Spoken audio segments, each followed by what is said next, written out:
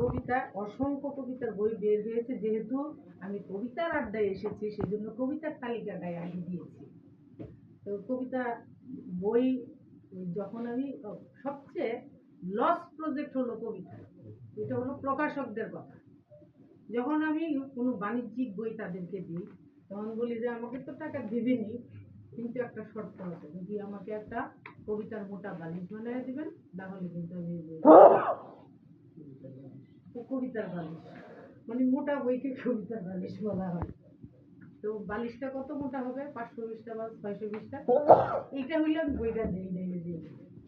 আর অনেকে হয়তো জানে না, কবিতা লেখায় সবচেয়ে কঠিন আবেগের বসে আমি অনেক কিছু লিখছি, সেটা যখন পর্ববিত মাত্রায় আনতে যায় আমার অনেক সময় চলে যায়। যেই সময়ে গল্পের বই লিখলে আমি 5টা বই লিখতে পারতাম, 5টা বইয়ের সময় একটা বই নিয়ে নেয়।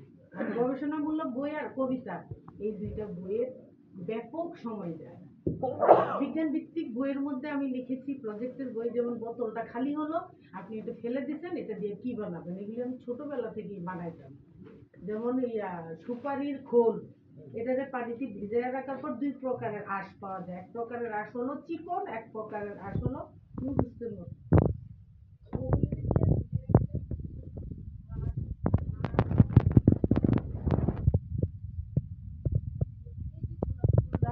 এইগুলো আমরা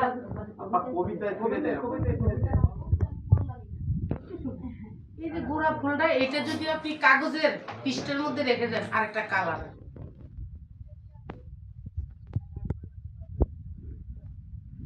আস্তে আস্তে মেধা নাই।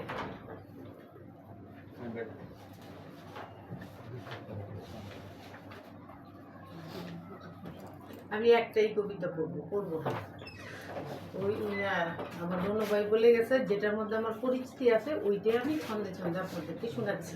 খাড্ডা আমার গ্রাম, ব্রাহ্মণবাড়িয়া কসবা থানার খাড্ডা আমার গ্রাম। সুর সবুজে সৌরভ শুনো, আপনি আসেন না এজন্য না ওইটা কবিতার লাইন ছিল না, ওটা এমনিই বলছি। আপা বলেন, আপনি বলেন।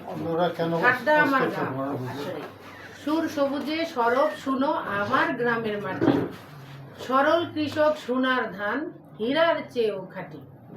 বাংলাদেশের মানচিত্রে সেরা আমার আকাশ, নির্মলতায় দেয় ভরিয়ে খারে রাড়ি বাতাস।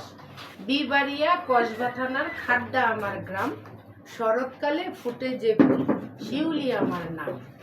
ভুইয়া বাড়ির মেয়ে আমি, রোডের পাশে বাড়ি, হাঁটার কষ্ট হবে না তো চলে যাবে গাড়ি।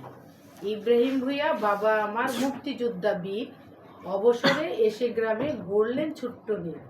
মনকাশেরের আয়েশা বেগম আমাদেরই মা, মুখে জাগে আজও সাদের মায়ের হাতের চা।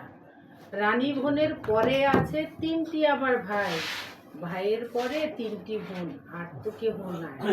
হাসিনা বোনের পরে আমি ছোট্ট রহিমায়, জাকির মনির রানীগত মহসিন আছে গায়ে। রানী জাকির মনির ভাই এখন নেই বেঁচে, খাদ্য পেতে ধান ফলাতে পানি দেয় এসেছে। বাবা মা গত হলেন বহু বছর আগে, তাদের আত্মা জেগে আছে খাড্ডা কবর বাগে। আগের স্নেহ মায়া রাজে বাড়ির ভেতর নাই, বাড়ির আদর সকল চিত্র এখন স্বপ্নে পায়। বলে না কেউ মধুর ফুল এসো ঈদের আগে, পাক ধরাবো মাছের ঝোলে ভাজা আলু, তবু আমি গর্বে বলি খাড্ডা আমার গ্রাম, বিশ্ববসে ছড়িয়ে যাবে কয়লা উচ্চশিরে বিজয় নিবে বিবাড়িয়া জেলা, খাড্ডা কবির নামে হবে কবিতারি জেলা। আমি রনু ভাইকে আগেই বলেছি